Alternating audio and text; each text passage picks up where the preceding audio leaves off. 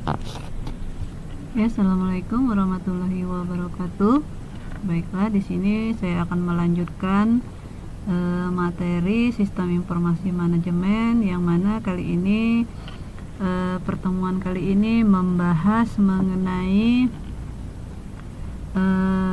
sistem tingkatan dari manajemen itu tersendiri ya.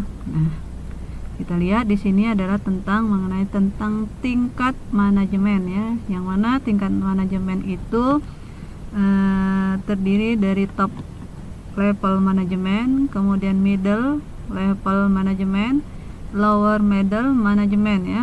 Nah, kita lihat pengertian dari ilmu manajemen itu tersendiri sebelum saya menjelaskan tingkatan-tingkatan, yaitu di dalam ilmu manajemen ya.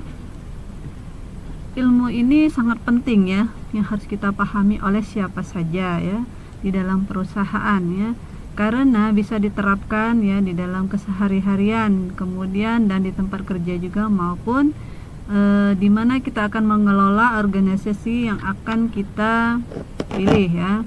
Nah, kemudian di dalam kegiatan manajemen tersebut ya, sebagai aplikasi terutama ya terhadap manajemen ya, terhadap manajemen. Nah, di dalam manajemen itu sendiri banyak sekali melibatkan orang banyak ya. Nah, kita lihat di dalam tingkatan manajemen ya, yang dimaksud dengan tingkat manajemen itu adalah sebelum ya, kita lihat sebelum mengenal tingkat dari manajemen tersebut, kita harus memikirkan dulu ya, mengingat kembali materi yang sudah saya jelaskan di beberapa pertemuan yang lalu mengenai manajemen ya. Nah, di dalam manajemen tersebut ya, kita lihat ada tingkatannya yang disebut dengan top level manajemen.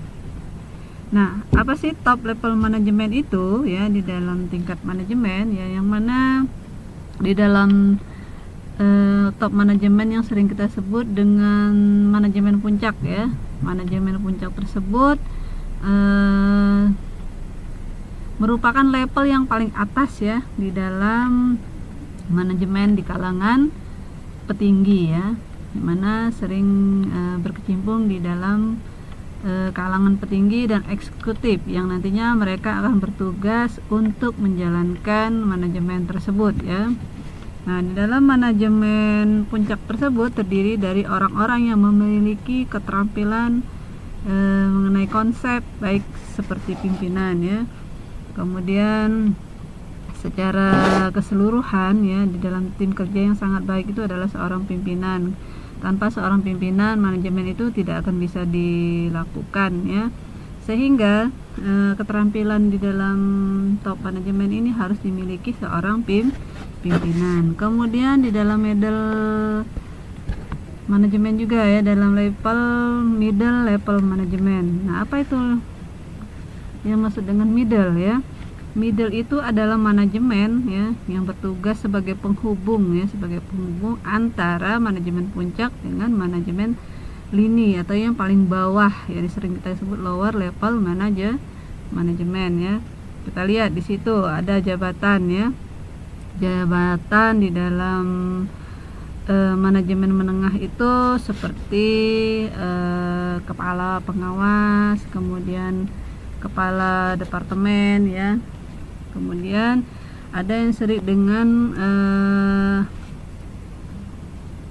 intinya yang sering berada di dalam manajemen level ini adalah yaitu kalangan kepala-kepala dan pengawas dan lain sebagainya ya. Nah, kita lihat di sini saya udah buat ya, manajemen puncak itu tugas masing-masing mereka memiliki tanggung jawab ya, yang mana dalam manajemen puncak ini adalah menyusun dan menetapkan rencana perusahaan, kemudian menentukan tujuan perusahaan, kemudian dia mengatur manajemen yang ada di bawah posisi manajemen puncak. Kemudian di dalam manajemen puncak memanfaatkan sumber daya yang dimiliki oleh perusahaan. Kemudian bertanggung jawab juga atas semua yang dilakukan oleh manajemen bawah.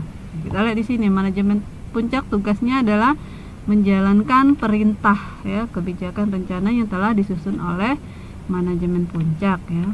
Kemudian memberikan saran ya, memberikan saran kepada ataupun memberikan rekomendasi kepada manajemen puncak, serta dia mengkoordinasi seluruh kegiatan semua departemen yang ada di perusahaan tersebut ya.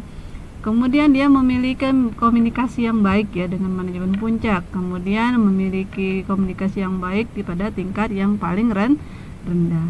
Nah, di dalam manajemen menengah ini dia harus mempersiapkan juga rencana jangka pendek ya, sesuai dengan umur dari perusahaan itu 1 hingga 5 tahun ya.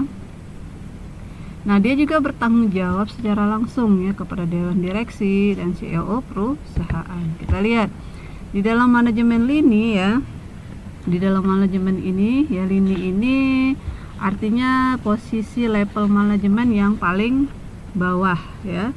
Kita lihat adapun tugas yang harus dilaksanakan yaitu dia mengarahkan dan mengendalikan karyawan ataupun pekerja, mengembangkan moral ya kepada karyawan, menjaga hubungan baik dengan manajemen tingkat menengah dan para pekerja.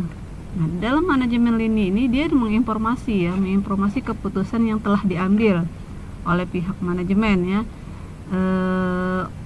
kepada para karyawan ataupun pekerja. Nah, menyusun anggaran harian ya, harian, mingguan serta bulanan ya. Kita lihat keahlian di dalam manajemen ya. Keahlian dalam manajemen ini ya, kita lihat ya. Keahlian dalam manajemen ada 3, keahlian teknis, keahlian interpersonal, keahlian konseptual. Kita lihat dari gambar di sini udah kelihatan tingkatannya, konsepnya seperti apa. Konseptual itu dia berada pada titik awal yaitu, kemudian ada human skill, kemudian technical skill juga ya. Kita lihat keahlian mereka masing-masing ya. Adapun ragam jenis sistem informasi, lihat di sini ya, di dalam ragam sistem informasi itu di dalam tingkat middle ya. Nah, kita lihat top ya. Di dalam tingkat middle itu kita lihat level manajemennya yang paling tengah ya. Itu ada level dari manajemennya adalah seorang manajer.